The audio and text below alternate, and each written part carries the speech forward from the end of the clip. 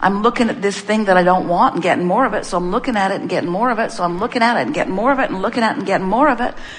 Is there something missing in the explanation? I see this thing I do not want, and the more I look at it, the more I get of it, so I think I will look at it some more. And we say, the thing that's missing is you have forgotten that you get what you think about, you get what you feel about, you get what you practice yourself into vibrational accord with. And we know it's much easier to keep thinking a thought you've been thinking. We watch you.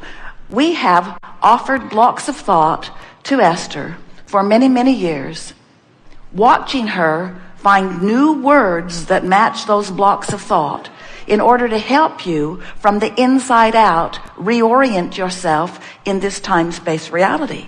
Because you become so accustomed to feeling the same way that you always felt when a certain condition or word or conversation is offered to you.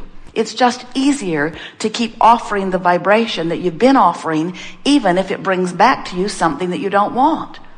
For example, it's easy in this economic climate to think about shortage of money, even though more wealth is being made by some people at this time than in all of the history of economics.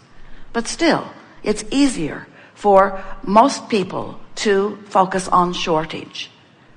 It's easy for most people to focus upon the decline of their physical apparatus as they worry about their physical well-being, especially as they project themselves into the future.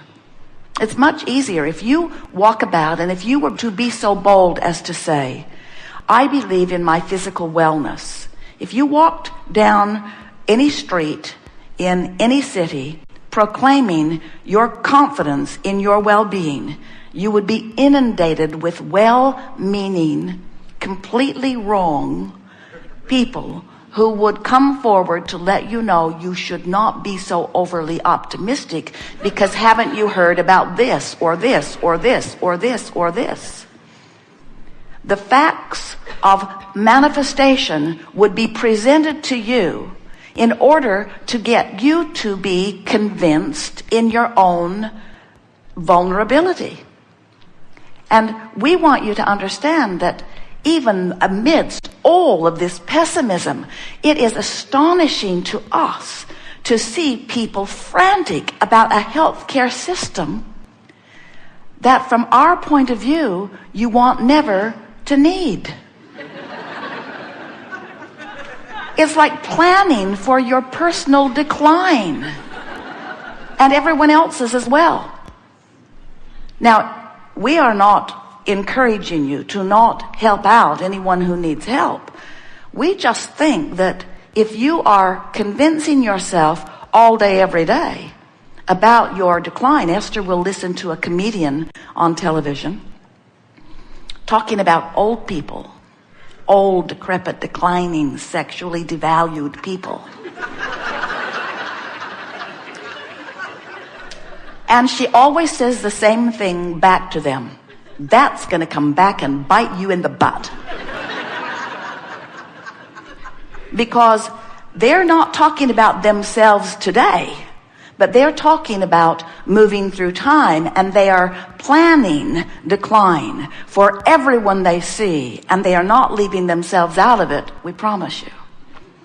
So what we're wanting you to understand is that what is, even if almost everybody you know has almost the same, similar, and maybe by your standard not wanted experience, it still has nothing to do with you, except that your attention to this unwanted experience causes you to practice the frequency of it, which means it will become your experience. And then they say, see, I was right.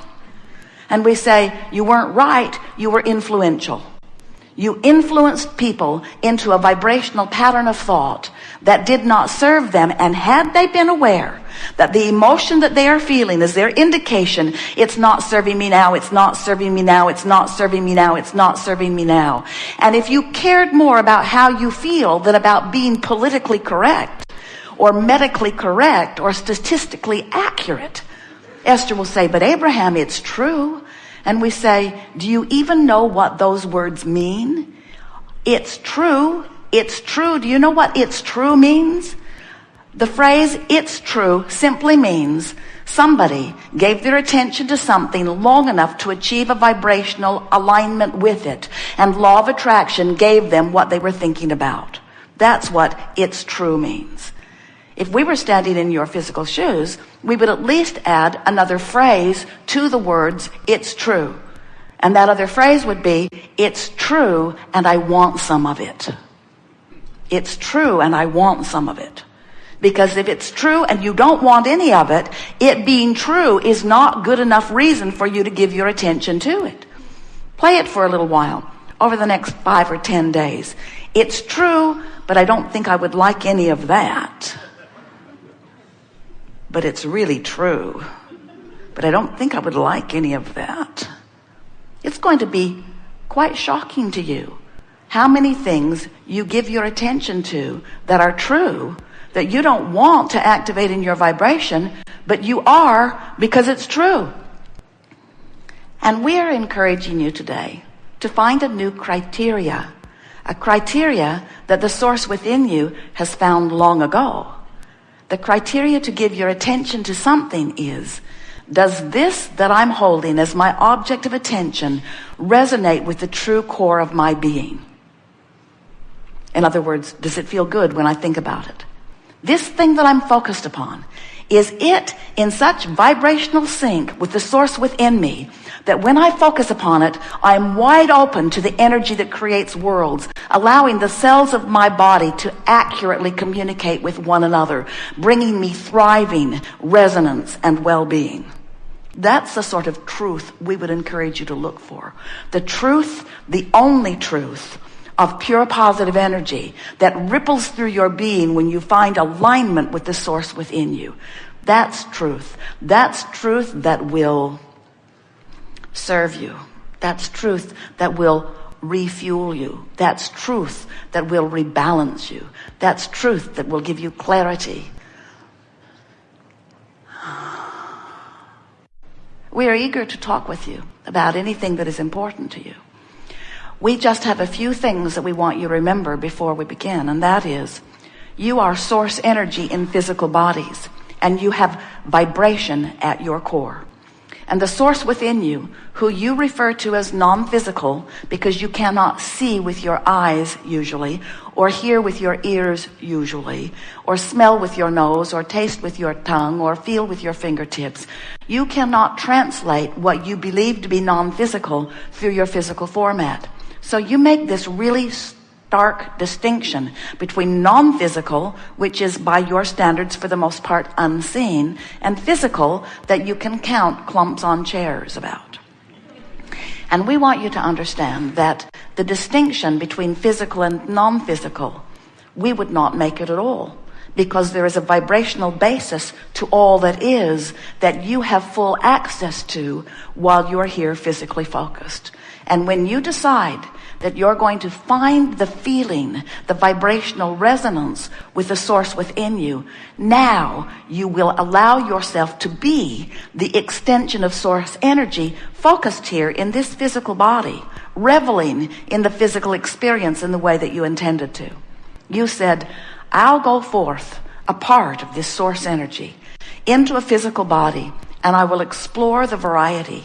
And as I explore that contrast, I will personally discern from my own important point of view what's wanted and what is more preferred from the mix that I am experiencing. And so you're doing just that. Every time you bump up against life experience, you evaluate it from your point of view.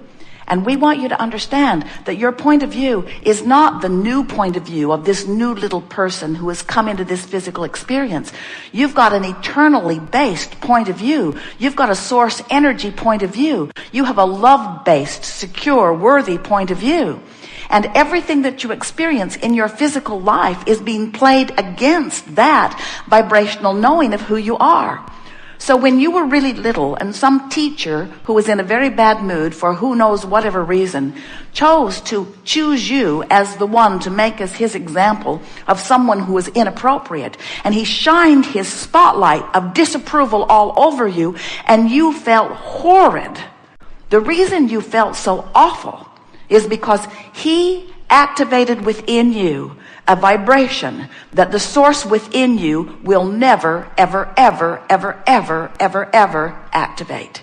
He caused you to focus upon yourself in a diminished way.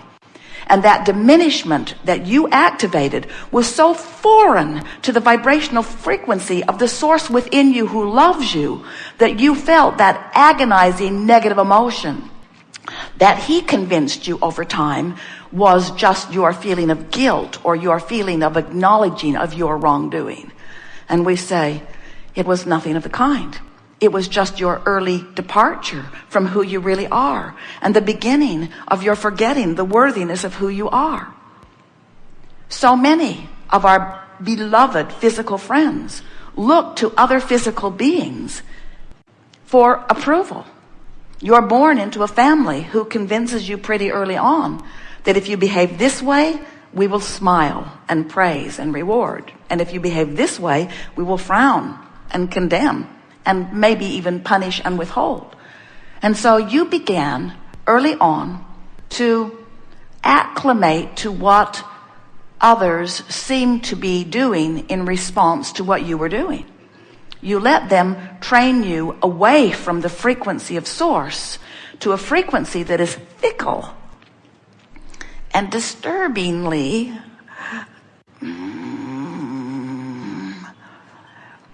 well, it moves about a lot, doesn't it?